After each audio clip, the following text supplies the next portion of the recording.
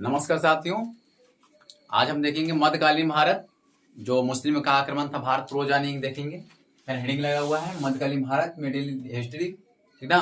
तो आधुनिक होती है, प्राचीन होती है, लेकिन हम जानेंगे मेडिवल हिस्ट्री यानी कि मध्यकालीन भारत। तो हम लोग जानते हैं कि किस प्रकार बांटा गया था। तो भारत पर मुस्लिम जो आक्रमण था उसको दो तरीका से दो भाग में बांटा गया था कि भारत मुस्लिम किस प्रकार थे। एक थे अरब मुस्लिम आक्रमण और एक थे तुर्की मुस्लिम आक्रमण। तो अरब मुस्लिम आक्रमण क्या थे? तो अरब मुस्लिम में जो काम था, जो आया था, जो इसमें चला था, वो शासक था मोहम्मद बिन कासिम। और जो तुर्की मुस्लिम आक्रमण थे उसमें तीन थे, मोहम्मद गजनवी, मोहम्मद गौरी, एक दिल्ली सल्तनत चला था। हम लोग दिल्ली सल्तनत में जानते हैं गुलाम वंश के बारे में, जिसका जो संस्थापक कुतुबुद्दीन ऐबक थे, है ना। उसका ममलुक वंश भी कहा जाता है, दास वंश भी कहा जाता है, क्योंकि जो ये थी गौरी का जो था से क्या था, एक बात थी कुतुबुद्दीन ऐबक, वो था गुलाम, इसलिए उससे क्या कहा गुलाम वंश का, क्योंकि उसका जो संस्थापक था वो खुद गुलाम था, इसका नाम क्या पड़ गया, गुलाम वंश। हम लोग देखते हैं कैसे किस तरह से किसको बांटा गया है। तो भारत पर मुस्लिम आक्रमण, है ना, तो इसके लिए मेरे कॉम्पिटिशन के लिए बहुत लाभदायक है। तो भारत पर मुस्लिम आक्रमण, भारत पर मुस्लिम आक्रमण,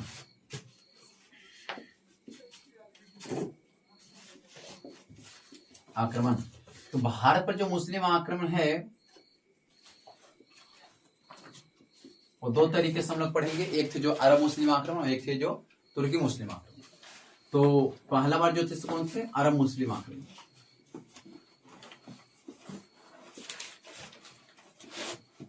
और ये थे कौन? तुर्की मुस्लिम आक्रमण। इसमें क्या जानेंगे? तुर्की मुस्लिम आक्रमण, है ना। तो अरब मुस्लिम आक्रमण के जो शासक का नाम था मोहम्मद बिन कासिम। मोहम्मद बिन कौन था? कासिम था, मोहम्मद बिन कासिम। और इसमें हम जानेंगे तीन। तो पहला क्या है? तो पहला है महमूद गजनवी। महमूद गजनवी के बारे में जानेंगे। और फिर दूसरा हम क्या जानेंगे? दूसरा है मोहम्मद गौरी। और तीसरा हम पढ़ेंगे दिल्ली सल्तनत के बारे में, दिल्ली सल्तनत,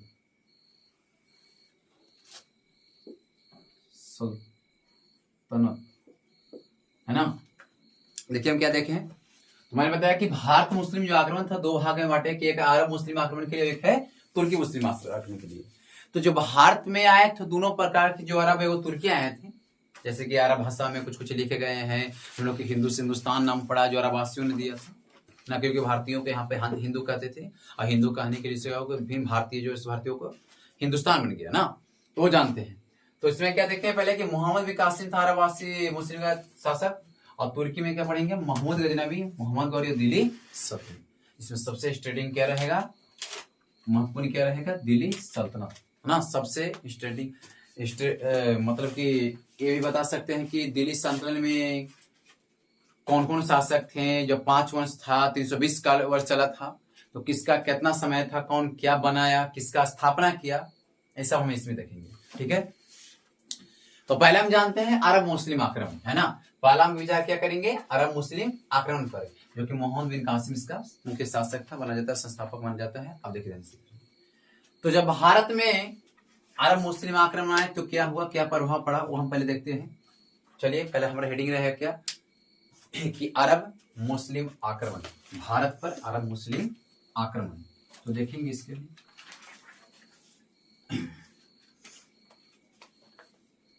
भारत पर अरब मुस्लिम आक्रमण, भारत पर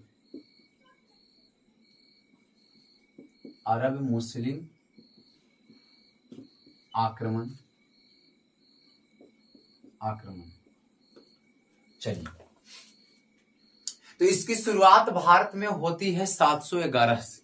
कितना से? 711 से। 711 ईस्वी में बुदैला और उबैदुल्ला नामक जो थे शासक, उन्होंने क्या किया, इस पर आक्रमण किया भारत पर ना, मुस्लिम आक्रमण, अरब मुस्लिम आक्रमण जो थे, लेकिन ये दोनों को दोनों क्या हो गए, असफल हो गए, असफल हो गए, मैंने जीते नहीं, सफल नहीं हो पाए, असफल हो गए। कितना में, 711 में। ठीक है, सबसे पहले कौन आया था, बुदैला और उबैदुल्ला, जो क्या है असफल हो गया। और जो दूसरा बार में आया उस सफल क्रांतिकारी, मैंने सफल मुस्लिम जो क्रांतिकारी था अरबवासी के जो था, वो था मोहम्मद बिन कासिम। मोहम्मद बिन कौन था, कासिम था, जो 712 में, कितना में, 712 में सबसे फर्स्ट बार आने वाला है। बुदैला और उबैदुल्ला जो असफल रहा, कितना में, 711 में। लेकिन 712 में आया कौन, मोहम्मद बिन कासिम, जो यहां से सफल बन गया, मैंने सफल हो गया। अब देखते हैं, सफल हुआ तो किसी को हराया होगा, कहीं के युद्ध हुआ होगा।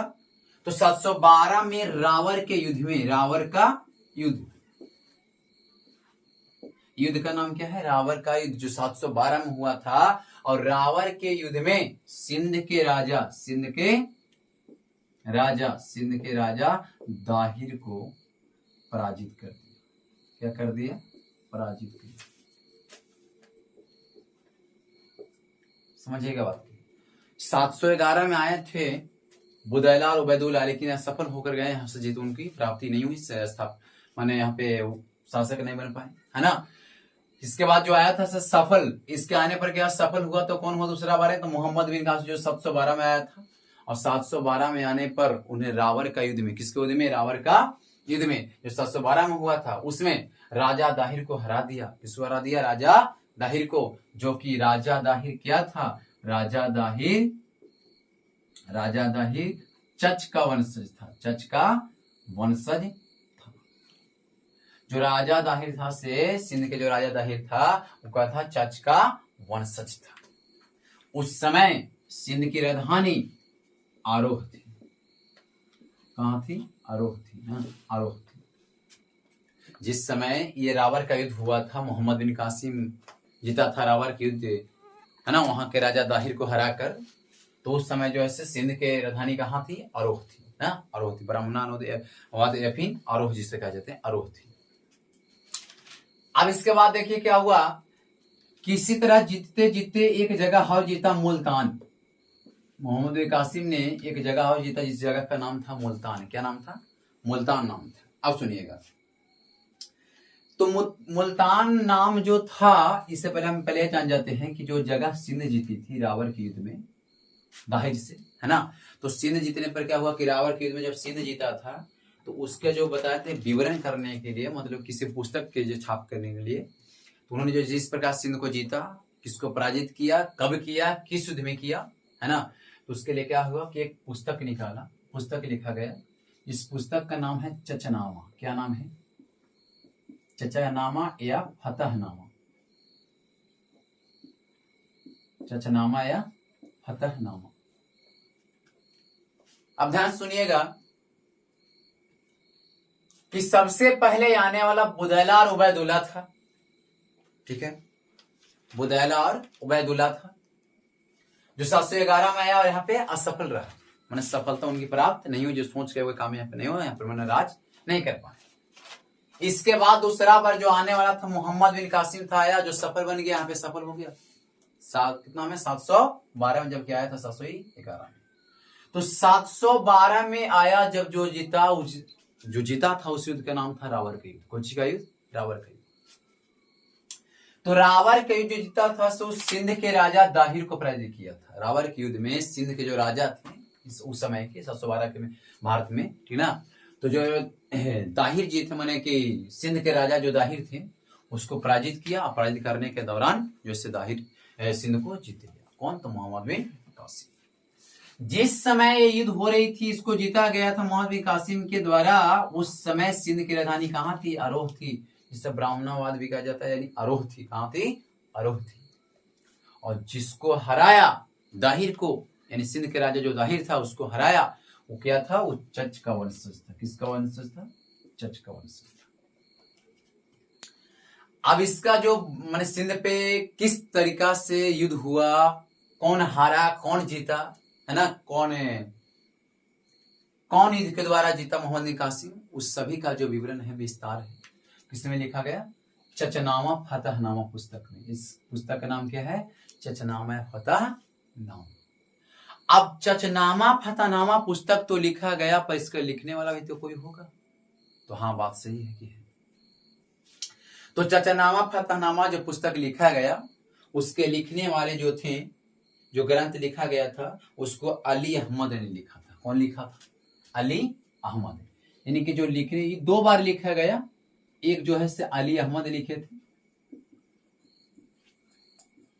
है ना, और दूसरा बार जो है से अरब भाषा में, कौन भाषा में, अरब भाषा में, है ना, अरब भाषा में मोहम्मद मौसरी, ना, मोहम्मद मुआसरी, चाहे अली मुआसरी, है ना, सही नाम है, क्या बोलेंगे, अली अहमद बोल दिए। और जो अरब भाषा में लिखे तो उनका वो बोला जाता है कौन, अबू मुआसरी, अबू मुआसरी ना। यानी कि चचनामा फतहनामा पुस्तक तो हम लोग जाने कि जो सिंध पर हुआ था युद्ध, जो जीता था उसके बारे में लिखा गया है, हारा था उसके बारे में लिखा गया है। तो लिखने वाले कौन थे, तो अली अहमद थे। लेकिन इसका एक बार ये किताब का ना, ये पुस्तक का, है ना, चचनामा फतहनामा का एक बार और अनुवाद किया गया, जो अरब भाषा में किया गया था। और अरब भाषा में करने वाले कौन थे, अबू मुआसिर। कौन थे, अबू मुआसिर। इसके बाद हम लोग जो अभी देख रहे थे मुल्तान के बारे में, वो देखते हैं। तो इसके बाद हुआ क्या कि जिस तरह सिंध पर जीता, उसी तरह अन्य क्षेत्र पर जो है जितना प्रारंभ कर दे, शुरुआत कर दे मोहम्मद बिन कासिम। तो फिर इसके बाद उन्होंने आक्रमण किया मुल्तान पर। अब मुल्तान को जीता तो मुल्तान में उससे प्राप्त हुआ सोना के भंडार, सोने की भंडार। ध्यान सुनिएगा बढ़िया से, बहुत पहले कहां जीता, सिंध। सिंध में किसको हराया, तो राजा दाहिर को, जो सिंध के राजा थे दाहिर, तो सिंध को जीता। और उसको भी जो चच का वंशज था, चचनामा पुस्तक फतहनामा पुस्तक बोला गया। और लिखने वाला कौन था, अली अहमद। और बोला कि अरब भाषा में करने वाला कौन, तो बोले कि अली अबू मुआसिर थे। ठीक है। इसके बाद हम बोले मुल्तान के बारे में जानते हैं। तो मुल्तान में क्या हुआ कि मुल्तान में उसे जितने पर मिला, ये मुल्तान जैसे ही जीता तो वहां पे क्या पाया, सोने की भंडार। और सोने की भंडार पाने के कारण ही उससे क्या नाम धर दिया, स्वर्ण नगरी। कौन नगरी, स्वर्ण नगरी। ध्यान सुनिएगा, लास्ट में एक बार हम रिवीजन बढ़िया से कराएंगे, सब एक एक ऑब्जेक्टिव दूर हो जाएगा, एक एकदम बहुत हम ख्याल में तुरंत चला जाएगा, मन माइंड में चला जाएगा। ध्यान सुनिएगा। तो आबू मुल्तान जितने पर उससे क्या मिला, सोने की भंडार मिला। और सोने के भंडार मिलने पर उस नगरी के नाम धर दिया क्या, स्वर्ण नगरी। इसी तरह और क्षेत्र जीतते गए। जब एक से अधिक क्षेत्र हो गए तो उसके दिमाग में आया कि इस क्षेत्रों के लिए जैसे हम राजधानी बना देते, जिस तरह हम लोग के राजधानी है ना, राज्य की राजधानी है, देश की राजधानी है। ठीक उसी प्रकार जीते हुए क्षेत्रों में से एक क्षेत्र था अलमनसूरा। कौन सूरा, अलमनसूरा। ये जो क्षेत्र था सुल्तान के बाद जो मैंने, इसके बाद जो अलमनसूरा जीता, जीते हुए क्षेत्रों में से जो अलमनसूरा जीता था, वो अलमनसूरा को बना दिया राजधानी। क्या बना दिया, राजधानी, है ना। मोहम्मद बिन कासिम ने जैसे जीते हुए क्षेत्रों में से एक जो क्षेत्र था अलमनसूरा, उसको क्या बना दिया, राजधानी बना दिया। ठीक है। अब चलिए, राजधानी बनाने के बाद क्या हुआ कि अब जानेंगे थोड़ा सा कि जैसे ही राजधानी बनाया तो अब इसको हम जानते हैं कि आखिर मोहम्मद बिन कासिम भारत आया क्यों। तो देखिए, मोहम्मद बिन जो कासिम था भारत इसलिए नहीं आया था कि उसको राज्यों को हड़पना है, राज्यों को जीतना है, बल्कि वो इसलिए आया था यानी कि राज्यों का विस्तार करे, है ना, जगह जगह जीत कर राज्यों का विस्तार करे, इसलिए नहीं आया था। जबकि इसलिए आया था कि वो अधिक से अधिक धन का यहाँ से लूटपाट कर सके, है ना, धन लेने आया था, मैं धन को लूटपाट करने आया था। भारत में सुनिए सोने की चिड़िया जैसे कहा जाता है। तो अधिकतर लोग, जैसे अगर कहा जाए तो कि अगर एक और बताया जाता है कि झोपड़ी है, एक और बोला जाता है कि अगर महल है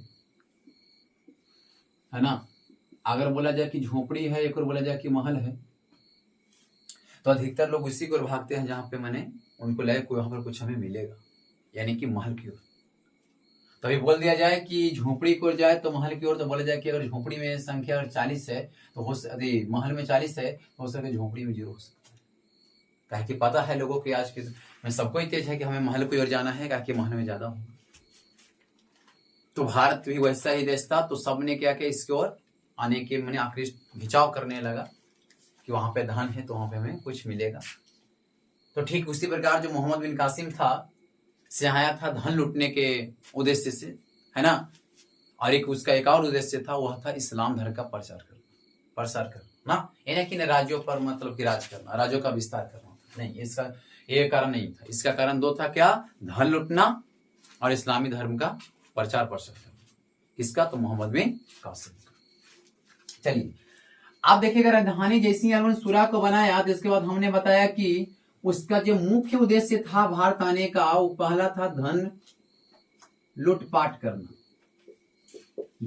करना, है ना।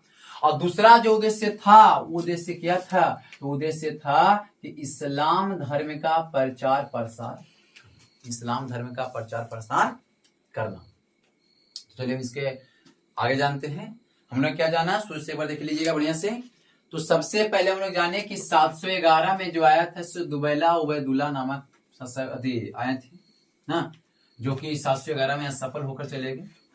इसके बाद 712 में कौन आया, तो मोहम्मद बिन कासिम आया। उस मोहम्मद बिन कासिम आया तो क्या हुआ, सफल हो गए। और 712 में जो है सिंध के राजा दाहिर को रावण के युद्ध में हराकर क्या हो गया, वहां के शासक बन गए। फिर इसके बाद बताया जाता है कि जो राजा दाहिर था, जो हारा था, वो चच का वंशज माना जाता था, है ना।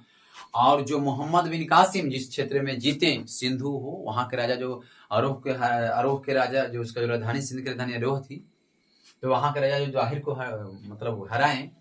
तो कौन हराया, कौन हारा, कब हारा गया, किस युद्ध में हारा गया, कौन युद्ध में जीता गया, उस सभी का जो विवरण विस्तार था वो चचनामा फतहनामा पुस्तक में दिया गया, जिसका रचनाकार दो थे। एक थे अली अहमद और दूसरा क्या थे, तो अबू मुआसिर जो थे से अपनी भाषा यानी कि अरब भाषा में उसका विवरण प्रसार किए, लिखे। किसको, तो चचनामा फतहनामा पुस्तक को। इसके बाद फिर हम लोग क्या देखें कि इसके बाद फिर चलते चलते क्षेत्रों को जीतते गया। तो जीता किसको, फिर मुल्तान को। और जैसे ही जीता मुल्तान को, तो मुल्तान में जीतने के बाद क्या उसने पाया, सोने की भंडार। और सोने के भंडार पाने के कारण ही उसका नाम क्या पड़ गया, स्वर्णनगरी। और स्वर्णनगरी जो पड़ा से कौन धरा था, बोलेंगे मोहम्मद बिन कासिम। अब क्या हुआ कि मोहम्मद बिन कासिम मुल्तान के बाद फिर चला तो बहुत क्षेत्र जीता। अब जब ढेर क्षेत्र जीत लिया, सोचा कि बहुत अधिक क्षेत्र हो गए, तो सोचा कि अब इसकी राजधानी बना देते हैं। तो मोहम्मद बिन कासिम ने क्या किया कि सभी क्षेत्र में जीते हुए क्षेत्रों में से जैसे एक क्षेत्र था उसको राजधानी बना दिया। और क्षेत्र हमने क्या बताया, अलमनसूरा। तो अलमनसूरा ही एक ऐसा जगह था, उसको क्या राजधानी बना दिया, कौन, मोहम्मद बिन कासिम। तो इसके बाद हम लोग फिर क्या देखते हैं, इससे देखिएगा आगे, अलमनसूरा का बनाया था। अब अरब वासियों का देखिए क्या हुआ से, अरब के जो लोग थे, अरबवासी जो लोग थे, इससे भारतीयों को, किसको, भारतीयों के ना। तो अरबवासी लोग जो थे इससे भारतीयों को कहते थे हिंदू। क्या कहते थे, हिंदू। तो अरबवासी जो थे इससे भारतीयों को हिंदू कहते थे। और हिंदू से ही हमारा जो देश का नाम जो है क्या हो गया, हिंदुस्तान हो गया। बहुत बढ़िया क्वेश्चन है कि अगर बताया जाए कि हिंदू से हिंदुस्तान तो बना, लेकिन कौन शासक ने आक्रमण में करने यहाँ आया था जो कि हिंदू से हिंदुस्तान बन गया, तो बोलेंगे अरबवासियों ने। कौन नाम दिया था, तो अरबवासियों ने भारतीयों को हिंदू कहकर पुकारा करते था। इसलिए इसका धीरे धीरे जो से हमारा देश का नाम क्या पड़ गया, हिंदू से हिंदुस्तान।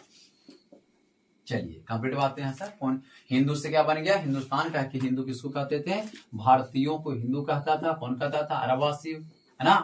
तो उससे क्या बना, हिंदुस्तान बन गया। अब चलिए अगला हम लोग पॉइंट देखते हैं कि इसके बाद फिर कि मोहम्मद बिन कासिम के समय में कर के बारे में, टैक्स के बारे में जाना जाता है। तो टैक्स जो था से 3 तरह के थे। कौन कौन से टैक्स थे, तो हम जानते हैं। वो 3 तरह के थे। पहला थे जजिया, दूसरा जकात रूप था। 3 तरह के टैक्स है, जजिया, जकात, और था खराज।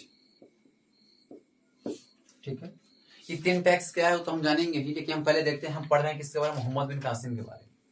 तो देखते हैं मोहम्मद बिन कासिम किस कर में मैंने कौन कर लगाया था कि नहीं लगाया था कि माफ किया था, वो देखते हैं ना।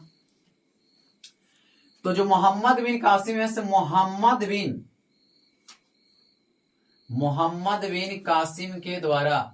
बिन कासिम के द्वारा जजिया जो कर है से लगाया गया था, और ये कर जो लगाया गया था से गैर मुसलमानों पर लगाया गया। किस पर लगाया गया था? गैर मुसलमानों पर, अपना पर दूसरों पर, माने कि गैर मुसलमानों पर लगाया गया था।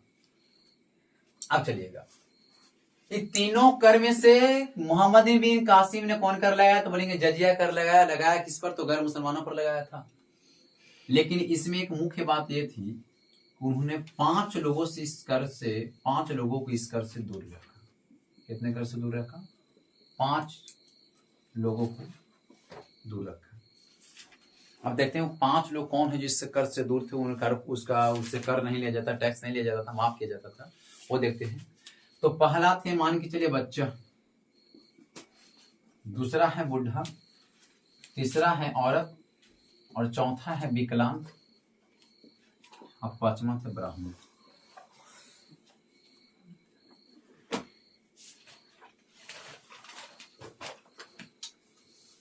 जजिया कर तो लगाया गैर मुसलमानों पर, लेकिन उसमें से 5 लोगों से इस कर से वंचित रखा था। पहला बच्चा, बूढ़ा, फिर औरत और विकलांग, फिर के ब्राह्मण। सोचा कि बच्चा कहाँ से कमा के ला सकते, बूढ़ा व्यक्ति, औरत, तो ये सब विकलांग कहाँ से ला सकते हैं, और उसको जब मर्द कोई देगा तब तो। लेकिन इसके बाद जो आए फिरोज शाह तुगलक। कौन सा तुगलक? फिरोज शाह तुगलक। तो फिरोज शाह तुगलक ने क्या किया कि देखा कि 4-5 लोगों से कर नहीं लिया जाता था, तो जो फिरोज शाह तुगलक थे उन्होंने कह दिया कि मैं ब्राह्मण से भी कर लूंगा। मैंने ब्राह्मण से भी कार्य लेना शुरू कर दिया। मोहम्मद बिन कासिम 5 लोग को वंचित रखा, लेकिन इन्होंने क्या कर दिया? ब्राह्मण से कर लेना शुरू कर दिया। बोला 4 लोग वंचित, लेकिन हमें ब्राह्मण से कर हम लेंगे। तो अगर पूछा जाएगा कि कौन ऐसा शासक था तुर्की, माफ कीजिएगा, अरवासी तुर्की जो शासक था वो कौन था? बोलेंगे फिरोज शाह तुगलक था, जो ब्राह्मण से भी कर लिया था। अब फिरोज शाह तुगलक के बाद 1564 में 1500 ये कौन आए थे? फिरोज शाह तुगलक जी। फिर 1564 में मुगल बादशाह, कौन बादशाह? मुगल बादशाह 1564 में आए थे मुगल बादशाह। वो थे कौन? अकबर जी। तो अकबर ने क्या किया? मुगल बादशाह जो अकबर थे वो कर को समाप्त कर दिया। बोला देख हम कोई से कर वो नहीं लेंगे, टैक्स नहीं लेंगे, कर समाप्त कर दिया गया है। ठीक है, लेकिन ये ज्यादा दिन चलने वाली नहीं थी। फिर इनके बाद आए थे कौन? तो 1679 में, माफ कीजिएगा, 1679 में आए थे। 1679 में वही मुगल बादशाह ही थे, वो थे औरंगजेब। एक नियम अलग था,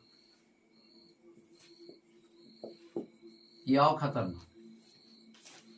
जैसे औरंगजेब बोला कि कर तो नहीं लेते कि हम कर लेंगे, अकबर बोला कि हम कर समाप्त कर दिए हैं, लेकिन इसके बाद जो शासक आए औरंगजेब जी हुए थे, अकबर बादशाह जो के बाद आए थे औरंगजेब बादशाह,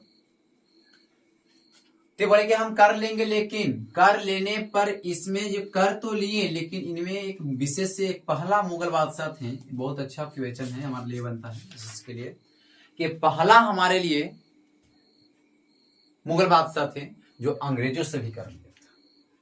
इनमें से कोई नहीं लिया, लेकिन उन्होंने क्या किया? अंग्रेजों से भी कर लिया। कौन? औरंगजेब जी। अंग्रेजों से भी कर लिया, माने कि पहला मुगल शासक था जो अंग्रेजों से भी कर लिया था। अब कर की समस्या यहां तक चली है। 1679 में औरंगजेब ने बोला कि हम कर लेंगे, और कर लेंगे तो कोई से नहीं, बल्कि अंग्रेजों से भी कर हम लेंगे, तो अंग्रेजों से भी कर लिया। तो हम कह सकते हैं कि पहला मुगल शासक था जो औरंगजेबों से भी कर लिया। अब चलिए, इसके बाद पूरी तरह से समाप्त कर दिया गया। पूरी तरह कर को समाप्त कर दिया गया।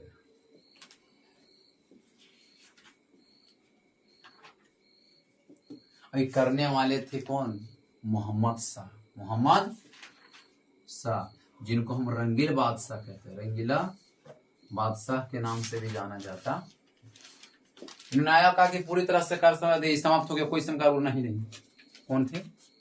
मोहम्मद शाह के रंगीला बादशाह जो बोला जाएगा अगर कि कर जो समाप्त किए थे वो कौन किए? तो बोलेंगे रंगीला बादशाह यानी कि मोहम्मद शाह ने किए।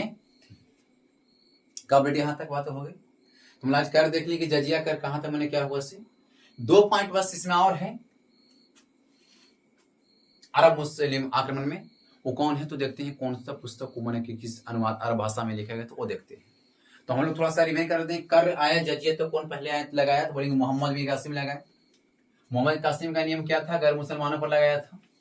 इन्होंने 5 लोगों को इस कर से वंचित रखा था, बच्चा, बूढ़ा, औरत, विकलांग और ब्राह्मण को। लेकिन इसके बाद जो आए थे फिरोज शाह तुगलक जो आए उन्होंने बोला कि मैं ब्राह्मण से भी कर लूंगा, है ना। इसके बाद फिर कौन है? 1564 में आए मुगल बादशाह अकबर। कौन आए? मुगल बादशाह अकबर। मुगल बादशाह अकबर जैसे ही आए तो बोले कि कर हो गया समाप्त। कर तो समाप्ति कर दिए, लेकिन उसके बाद जो आए थे मुगली बादशाह औरंगजेब, तो औरंगजेब ने क्या कर दी? तो औरंगजेब ने बोला कि 1679 में आया, पुनः क्या कर दे? जजिया कर लगा दिया। अब बोला कि जजिया कर अब अंग्रेजों से भी लिया जाएगा, मैंने अंग्रेज से भी लिया गया। तो यहाँ से हमें एक बात पता चलती है, बहुत अच्छी मुख्य बात है कि पहला जो मुगल कोई बादशाह था, शासक था औरंगजेब, जो अंग्रेजों से भी कर लिया था। अब चलिए इसके बाद हम लोग क्या जाने कि अब जानते हैं क्या कि जजिया कर को पूरी तरह समाप्त करने वाला कौन था?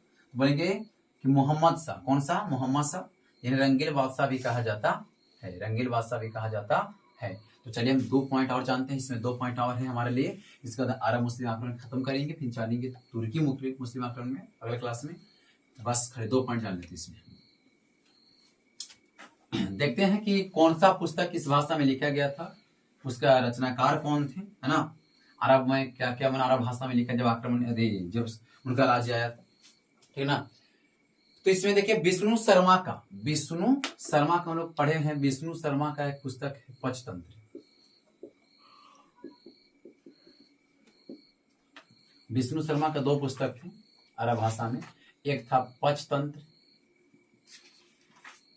है ना, एक था पंचतंत्र और एक था क्या? तो पंचतंत्र के बाद एक और इनका था चरक संहिता। कौन सा नहीं था? चरक संहिता। एक और इसमें थे जिनका नाम था आर्यभट्ट।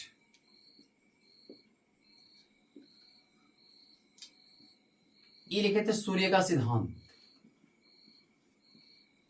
है ना। ये क्या लिखे थे? सूर्य सिद्धांत। एक लिखे थे सुश्रु संहिता। आर्यभट्ट के द्वारा भी 2 पुस्तक लिखा गया, विष्णु शर्मा के द्वारा भी 2 पुस्तक लिखा गया, और ये चारों के चारों पुस्तक किस भाषा में थे? बोलेंगे अरब भाषा में। कौन भाषा में? अरब भाषा में। अगर हम लोग को पूछा जाए कि विष्णु शर्मा का जो सबसे पॉपुलर जहाँ पर बताया जाता है पंचतंत्र, है ना, सब पॉपुलर ही है। पंचतंत्र, चरक संहिता, सूर्य सिद्धांत, सुश्रु संहिता किसका क्या किस भाषा में है? तो बोलेंगे अरब भाषा में। बोलेंगे पंचतंत्र चरक संहिता के लेखक के हैं? तो बोलेंगे कि विष्णु शर्मा। और सूर्य सिद्धांत सुश्रु संहिता का लेखक कौन है? तो बोलेंगे आर्यभट्ट। तो हम लोग देखें क्या कि 4 रचना जिनका 2 लेखक है और सबका भाषा क्या है? अरब भाषा, है ना। अब इसके बाद देखते हैं कि हमारा एक पॉइंट और क्या है, देखिएगा कि जो सिंध के जीते थे मोहम्मद कासिम, जब सिंध जीता तब क्षेत्र तो उनका हो गया। तो सिंध में क्या कर दिया कि खजूर का पेड़, खजूर का पौधा लगाना। क्या लगाना? खजूर का पौधा, जो खजूर फल है उसका खजूर की खेती पर आरंभ कर दी, है ना। खजूर की खेती करना शुरू कर दिया। और जो जानवर था वो जानवर कौन था? बोलेंगे कि ऊंट, है ना। सिंध जीतने के दौरान क्या हुआ? सिंध जैसे जीता गया तो जो सिंध में क्या हुआ था कि खजूर की खेती की शुरुआत हो गई थी कि यहाँ पे खजूर की खेती होगी। और जो पाला गया था जानवर, वो पाला गया जानवर कौन था? वो था ऊंट, ना। ऊंट को पाला गया। अब चलिए, यानी कि सिंध में 2 तरीका से हुआ, एक पशुपालन हुआ, एक हुआ खेती, एक हुआ पशुपालन। तो खेती में आएंगे तो खजूर की खेती हुआ, और पशुपालन में अगर आते हैं तो बोलेंगे कि ऊंट को पाला गया सबसे पहले। अब चलिए, अब लास्ट हम लोग जानते हैं, जब वहां तक जानेंगे तो, कि मोहम्मद बिन कासिम को ना, जो चचनामा फतहनामा हम लोग पीछे पढ़े है ना, चचनामा या फतहनामा जो पुस्तक पढ़े, उसी के आधार पर चचनामा फतहनामा पुस्तक जो पढ़े थे, ग्रंथ पढ़े थे, जिसका रचनाकार करने वाला अली अहमद और अरबी में अबू मुआसिर थे, उनके पुस्तक के ही आधार पर सुलेमान ने क्या कर दिया, मोहम्मद बिन कासिम को हत्या कर दिया। हत्या करने वाला कौन था, सुलेमान। सुलेमान जो था मोहम्मद बिन कासिम को क्या कर दिया, हत्या कर दिया। किसके आधार पर, तो फतहनामा चचनामा के आधार पर इन्हें क्या कर दिया, मोहम्मद बिन कासिम को हत्या कर दिया। जिसका रचनाकार कौन थे, तो बोलेंगे कि अली अहमद और अबू मुआसिर। तो जिस पुस्तक में उनका मतलब बताया गया कि किस तरह से जीते थे, सब प्रसार किया गया था, और उसी पुस्तक के आधार पर सुलेमान के द्वारा उनका जो से हत्या करा दिया गया था, हत्या कर दिया गया। तो ठीक है, आज हम लोग क्या जाने कि अरबवासी ने किस तरह, हम लोग अरबवासी जो मुस्लिम थे किस तरह भारत पर जो से आक्रमण किए, यहाँ पे क्या क्या किए, शासक होने पर उन्होंने कौची का खेती किए, कहाँ पे कौन सा क्षेत्र जीता, किसको राजधानी बताया, मतलब हम लोग जो जाने। तो हम अगले क्लास से मिलेंगे, तो अगला क्लास में हम लोग जानेंगे कि तुर्की मुस्लिम आक्रमण क्या है, जो तीनों बारे में जानेंगे, मोहम्मद गजनवी के बारे में और मोहम्मद गौरी के बारे में और दिल्ली सल्तनत के बारे में। तो उसमें सबसे पहले लेकर आते हैं दिल्ली सल्तनत के बारे में। बहुत बहुत धन्यवाद वीडियो देखने के लिए, अगले भी बने रहिए।